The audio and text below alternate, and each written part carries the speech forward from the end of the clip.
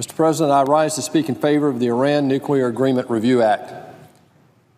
First, I want to commend my colleagues, Senator Corker and Senator Cardin, for their leadership of this important bipartisan legislation. Because of their crucial leadership, the Foreign Relations Committee recently passed this bill unanimously in a 19-0 vote.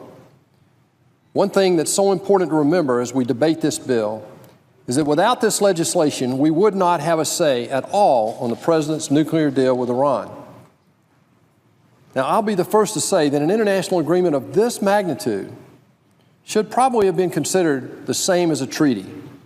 But unfortunately, the President chose to completely circumvent Congress in this process. The Senate Foreign Relations Committee, of which I'm a member, did all we could to ensure that the American people, by way of Congress, get a say in this deal.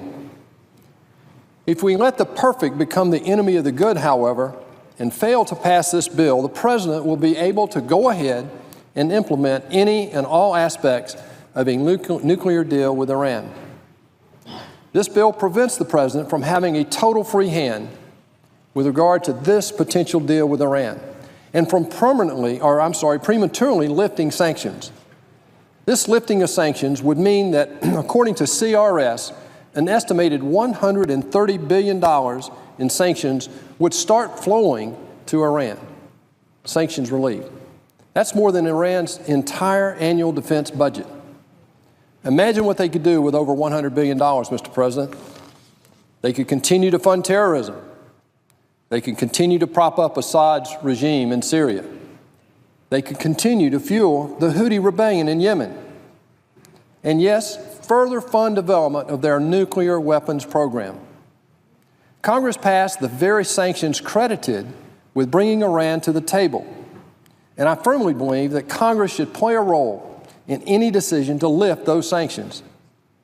While the President may be able to waive sanctions on Iran later this year, permanent sanction relief can only come from Congress. My colleagues and I still have many questions about this deal, and we must take this opportunity to get a period of congressional review so we can get answers to these questions and prevent the President from prematurely lifting sanctions. We're truly facing a global crisis, and the world is watching. As Prime Minister Netanyahu recently said before Congress, a nuclear deal with Iran is not just a threat to Middle East security. It's not just a threat to U.S. security. It's a threat indeed to global security. There is no scenario in which a nuclear Iran would be anything but catastrophic. Indeed, a nuclear Iran would spark a wave of proliferation in the Middle East and potentially worldwide. And if we don't like Iran's behavior today, imagine what their actions will be like if they have a nuclear weapon with the missiles to deliver them. Under no circumstances, Mr. President, can we allow Iran to become a nuclear weapon state. Not now, not in 10 years, not ever.